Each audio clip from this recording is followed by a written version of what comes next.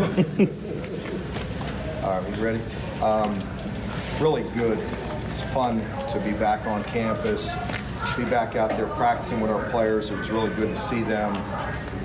They were terrific. Had some good meetings, and again, just good to see their faces, get caught up with them again. Had a really good practice out there, very energetic. They had a lot of good energy. They looked really refreshed. They looked fast. Must have been doing some good work in the weight room the past couple weeks, because they looked like they have some really good juice out there today. It was good practice, and good to get off the road. We had a good, very successful couple weeks on the road recruiting. Have some unofficial guys on campus here this weekend. We will have a group of unofficial visitors tomorrow as well, on Junior Day, and then wrapping up with this class. So very busy time still, but a lot of fun, and a lot of good things going on. Mark, obviously always bowl practice is a balance between preparing for the future and preparing for the game. How do you strike that tone this year, in particular with the offense built around Lynn, but knowing you're going to practice? Yeah, we've been going 3 groups, so we'll go 3 groups, good against good, and so we're developing those guys the whole time. So it's really quality reps out there today, and it was good for me because it was good to see some guys, good to see some improvement, and with the 2 buys this year, we also spent some time with them during the course of the year. So, so to me, they look further along, and that's a good thing. And we got a lot of good, talented freshmen that are getting some good reps out there right now. Mark, when you're going out these last couple of weeks here recruiting, before you're able to pitch guys on play right away, maybe come in and make a real big difference. We're getting the ratio of this class here in 2019 and coming in and now trying to sell guys on, okay, come here, add to our depth. What's the difference? Yeah, there's no difference. That's up to the individual. It's up to the situation, and we guarantee them and promise them an opportunity. Some people that we recruit against guarantee that they'll come in and start, and I think that's disrespectful. I think it's disrespectful to the players you have on your team. They're busting their tail and working hard, and that's a lot. They have an opportunity, and that's up to them. So that's no different for us than any other year.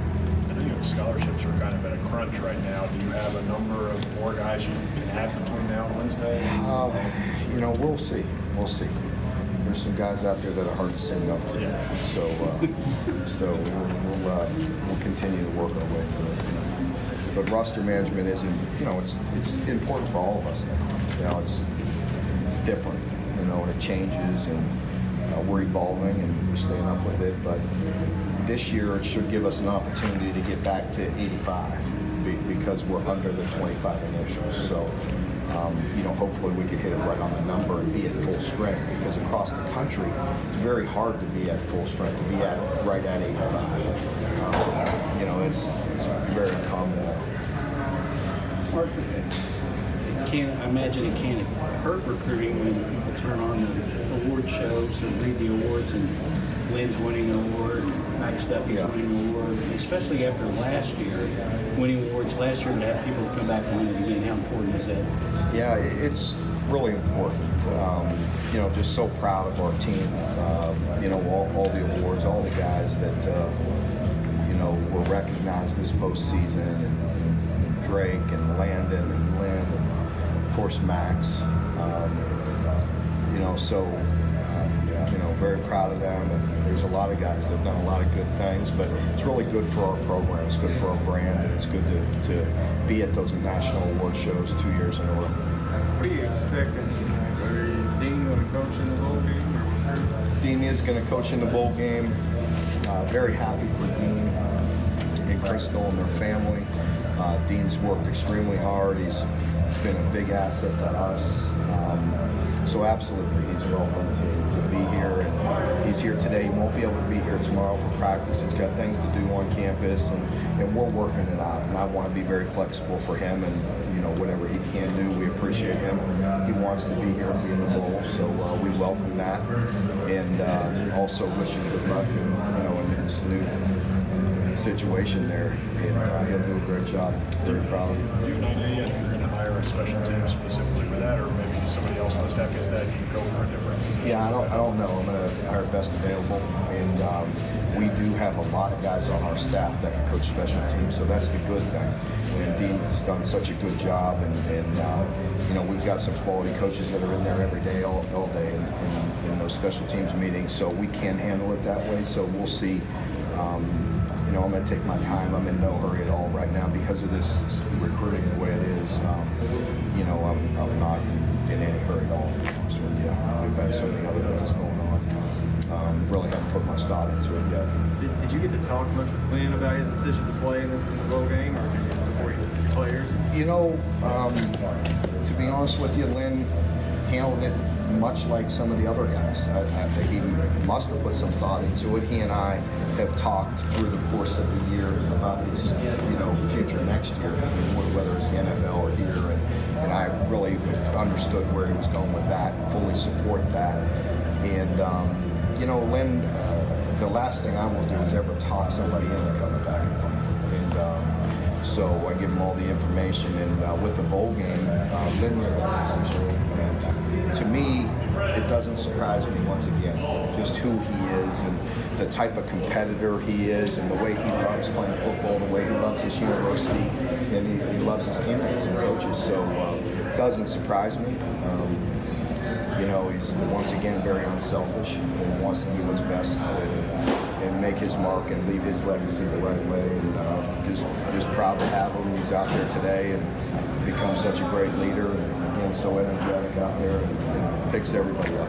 Mark, does it say anything about your guys and the program that you have these guys at such a star elite level and they want to come back and play in the bowl game? I think it does. I think it says a lot about them. I think it does speak to what we're trying to build in the culture throughout all the years and the years that they're here. And you know, it means a lot to me. And again, that is their decision. That's the last thing I would do is influence somebody to do something and not have it work out. You know, that's totally their decision. And as I told Josh a year ago, and I tell Lynn, I support them and love them, and their legacy is set no matter what, whether they play in this game or not. So, you know, that's up to them. But I think it does say a lot about the way they feel about the people here. Mark, you coach in the ACC, you're obviously familiar with Virginia Tech. I mean, you're building a program where you're in first straight bowl, maybe like 27 straight bowls or something like that. Yeah. I mean, could you talk a little bit about them as a program overall? Yeah, had an opportunity to compete against them for a lot of years, even back in my days at Miami, and certainly at Florida State, and you know, had an opportunity to go to the stadium, you know, for the press conference, and it brought back memories of playing there in the ACC championship. I want to say played there twice. Virginia Tech was one of them our first year there at Florida State and lost to them, but they've been good and you know, very well coached team and a good program for so many years, and have great respect for them. So it ought to be fun for our team and our fan base to compete against them.